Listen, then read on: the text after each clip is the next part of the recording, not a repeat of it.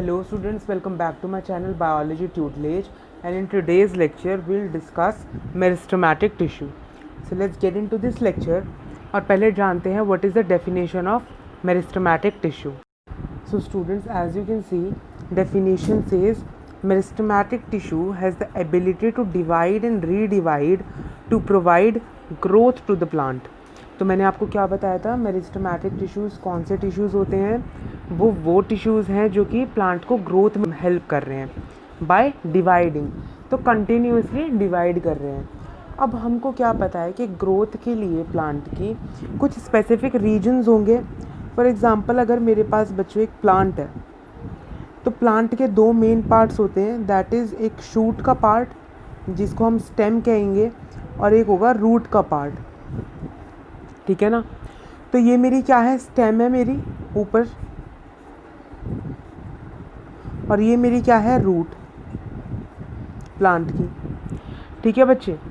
तो स्टेम कैसे बढ़ेगी, स्टेम का ग्रोथ होगा अपवर्ड. ठीक है ना. और रूट का कैसा होगा, डाउनवर्ड ग्रोथ.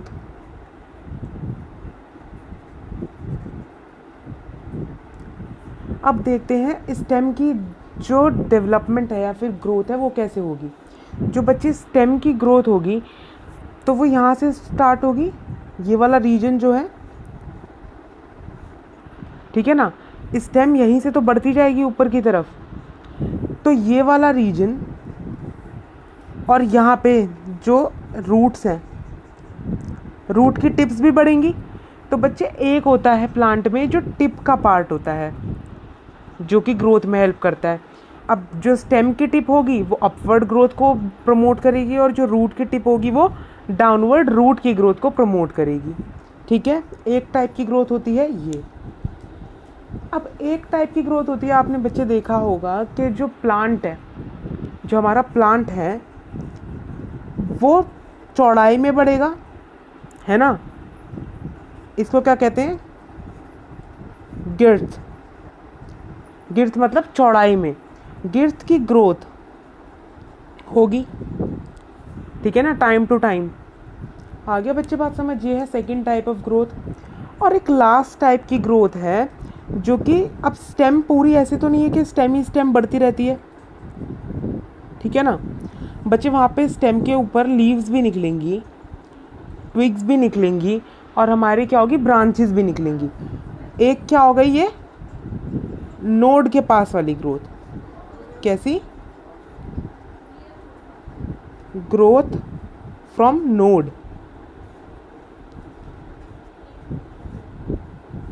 ठीक है बच्चे. तो मैंने क्या बताया आपको, मेरिस्टेमेटिक टिश्यूज़ जो क्या होते हैं, वो जो कि एबिलिटी रखते हैं डिवाइड करने की. उनके सेल्स कैसे होते हैं, फ्रीक्वेंटली डिवाइड कर रहे होते हैं, रीडिवाइड कर रहे होते हैं, जो कि क्या प्रोवाइड करते हैं, प्लांट को ग्रोथ. अब हमने क्या देखा, प्लांट में हमने तीन टाइप की ग्रोथ देखी. सबसे पहले हमने देखा कि एक प्लांट है जिसका क्या होता है, अपर पार्ट स्टेम होता है और लोअर पार्ट जो ग्राउंड के अंदर रहता है वो रूट पार्ट होता है. स्टेम अपवर्ड बढ़ेगी, रूट डाउनवर्ड इनसाइड ग्राउंड बढ़ेगी.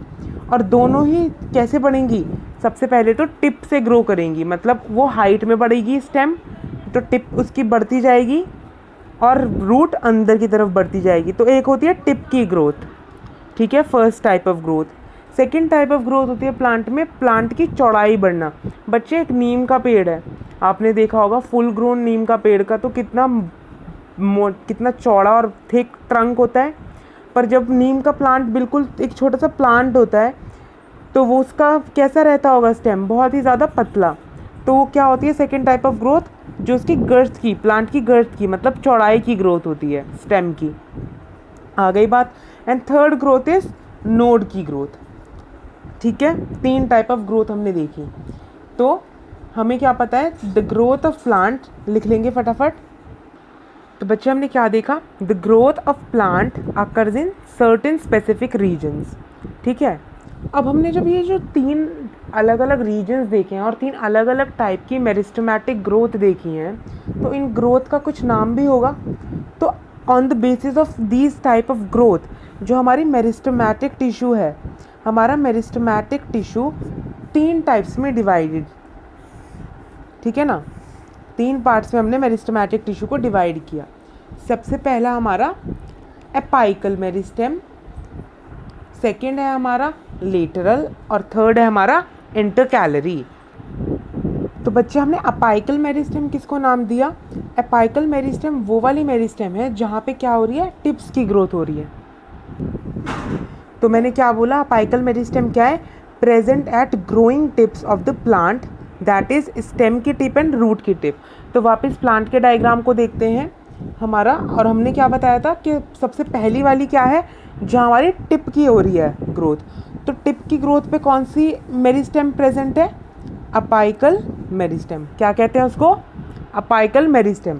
क्वेश्चन बेटा ऐसे ही आता है, अगर यहाँ से क्वेश्चन आएगा तो 1 नंबर का या 2 नंबर का आपसे क्या पूछेगा वो क्वेश्चन पूछने वाला कि टिप बताइए, स्टेम की टिप पे या रूट की टिप पे कौन सी मेरिस्टेम प्रेजेंट होती है, या फिर डायरेक्टली उसने पूछ लिया कि अपाइकल मेरिस्टेम कौन सी होती है। ठीक है बच्चे। इसके बाद लेटरल मेरिस्टेम के ऊपर आते हैं। तो lateral meristem is responsible for the growth of girth, growth of girth. तो बेटा जो उसकी जो स्टेम की गर्थ के लिए रिस्पॉन्सिबल है मेरिस्टेम, जो गर्थ की ग्रोथ करा रही है, वो कौन सी होती है? हमारी लेटरल मेरिस्टेम। आ गया बात समझ में? और हमारी लास्ट कौन सी बच्ची? Intercalary meristem. तो इंटरकैलरी मेरिस्टेम कौन सी हो गई? Last, seen in plants located near the node।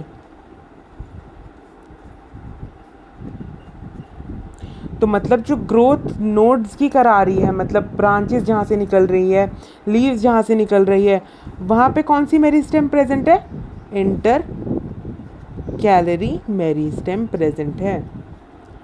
I hope आपको ये समझ आ गया होगा कि अपाइकल मेरिस्टेम कहाँ प्रेजेंट होती है, लेटरल मेरिस्टेम कहाँ प्रेजेंट होती है, इंटरकैलरी मेरिस्टेम कहाँ प्रेजेंट होती है, और ये बेसिकली क्या फंक्शन करा रही हैं, मतलब किस टाइप की ग्रोथ को प्रमोट कर रही हैं। आ गई बात समझ में? तीनों टाइप की मेरिस्टेम। अगला चलते हैं। अब हमें क्या समझना है कि बच्चे हमें पता है कि टिश्यूज़ किससे बने होते हैं मिलके, अ ग्रुप ऑफ सेल्स। तो अब हमको देखना है कि जो मेरिस्टेमेटिक टिश्यूज़ हैं, उन मेरिस्टेमेटिक टिश्यूज़ के सेल हमारे को दिखेंगे कैसे। ठीक है, दिखेंगे कैसे मतलब हमको डायग्राम को स्टडी नहीं करना, उनकी कुछ प्रॉपर्टीज़ को स्टडी करना है। किसकी प्रॉपर्टीज़ को? मेरिस्टेमेटिक टिश्यूज़ में जो सेल्स प्रेजेंट हैं उनकी स्टडी करनी है हमको। तो बच्चे हमको क्या देखना है? Properties of cells present in meristematic tissues. तो बच्चे हमारा पहला क्या है प्रॉपर्टी सेल्स की? उनमें they are very active. Very active से क्या कहने का मतलब है? They are keep on dividing. मैंने आपको बताया ना, क्योंकि ये ग्रोथ में हेल्प कर रहे हैं तो ये डिवाइड कर रहे हैं। तो सेल्स क्या है? बहुत एक्टिव है, मतलब बहुत जल्दी जल्दी वर्क कर रहे हैं।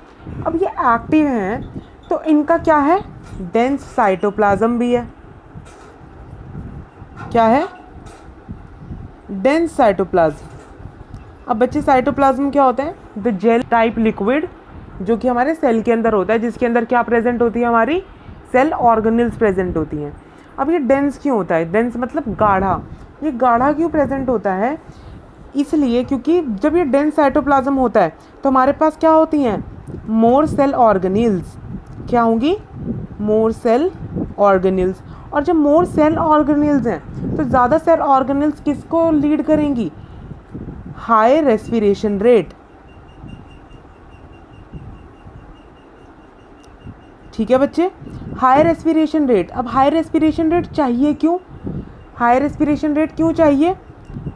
Because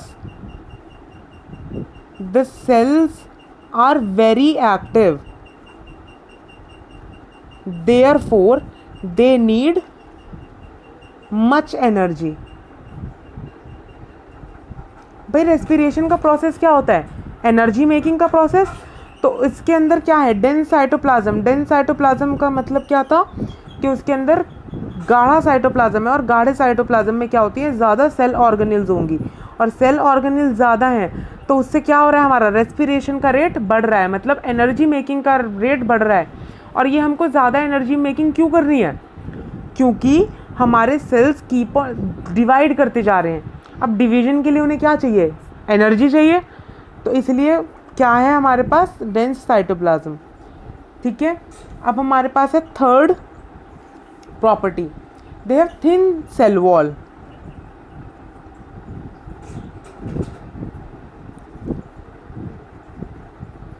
thin cell wall, cell wall को क्या है, सेल वॉल किससे बनी हुई है, सेल्यूलोज। सेल्यूलोज की वॉल कैसी है, थिन। आ गई बात समझ में हमारे को। अब ये क्यों है, ये इसलिए है क्योंकि बच्चे अगर हमारे पास सेल वॉल का मैंने आपको फंक्शन क्या बताया था प्लांट सेल में, कि it gives protection, rigidity to the cell. पर यहाँ पे हमें ना ही अभी प्रोटेक्शन चाहिए सेल को और ना ही रिजिडिटी चाहिए। क्यों, क्योंकि वो अभी प्रॉपर उसके पास अभी वो थोड़ी है एक स्ट्रक्चर प्लांट के पास, अभी तो वो डिवाइड होता जा रहा है। तो उसको क्या करना है, डिवाइड करना है, उसको अभी एक स्ट्रक्चर को फॉर्म नहीं करना। तो इसलिए उसके पास क्या है, थिन सेल वॉल प्रेजेंट है। और फोर्थ और बहुत इम्पॉर्टेंट है, दे लैक वैक्यूल्स। तो बच्चे मैंने क्या बताया आपको, लैक करते हैं वैक्यूल्स, मतलब या तो नहीं प्रेजेंट होंगे या तो बहुत कम सेल्स के अंदर वैक्यूल प्रेजेंट होंगे।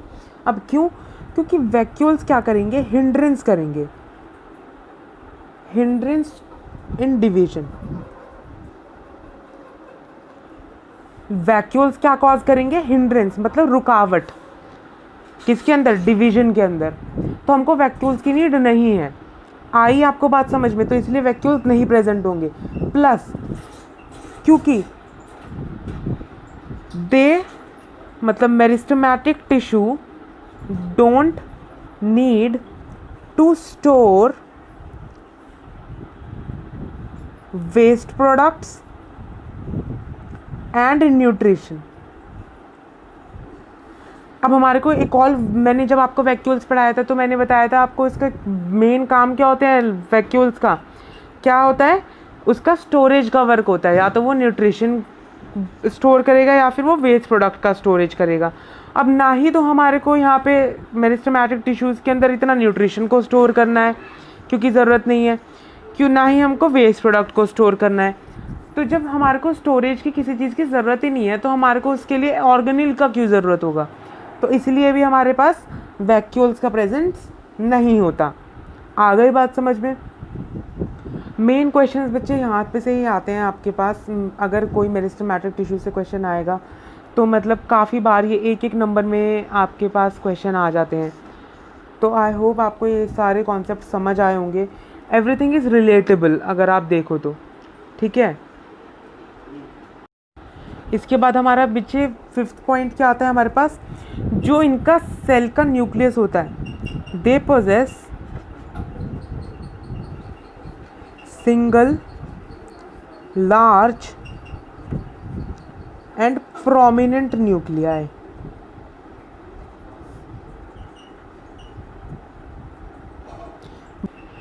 इसके अलावा बच्चे एक चीज़ आपको और ध्यान रखनी है कि जो लेटरल मेरिस्टेम होती है, it gives rise to permanent tissue.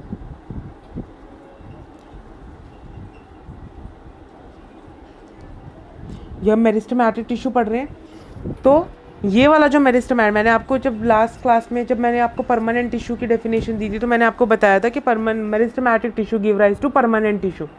तो स्पेशली कौन सा वाला मेरिस्टेमेटिक टिश्यू, जो लेटरल मेरिस्टेम होती है वही किसको राइज करती है, किसके अंदर कन्वर्ट हो जाती है at the end, permanent tissues में। और क्या चीज़ को हमको ध्यान रखना है, that intercalary meristem is a part of apical meristem, ठीक है ना। क्योंकि देखो एपाइकल मेरिस्टेम अभी यहाँ पे टिप पे, वो पहले तो यहाँ पे होगी ना, ठीक है ना। अब जब एपाइकल मेरिस्टेम और बड़ी हो जाएगी तो यहाँ से भी ब्रांचेस निकल जाएंगी, तो वो क्या होती है, apical meristem is a part of intercalary meristem, ठीक है। आई बात समझ में आपको।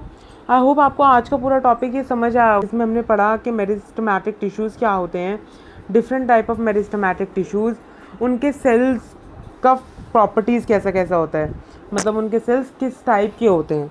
आई होप आपको ये लेक्चर में समझ आया होगा। अगर आपको पसंद आई ये वीडियो तो प्लीज़ लाइक करो, शेयर करो अपने फ्रेंड्स के साथ और क्लासमेट्स के साथ, और कमेंट करके बताओ मुझे कि अगर आपको कोई डाउट आ रहा है तो। And please guys, please students, please subscribe to my channel and ring the bell icon for the latest updates. Thanks for watching.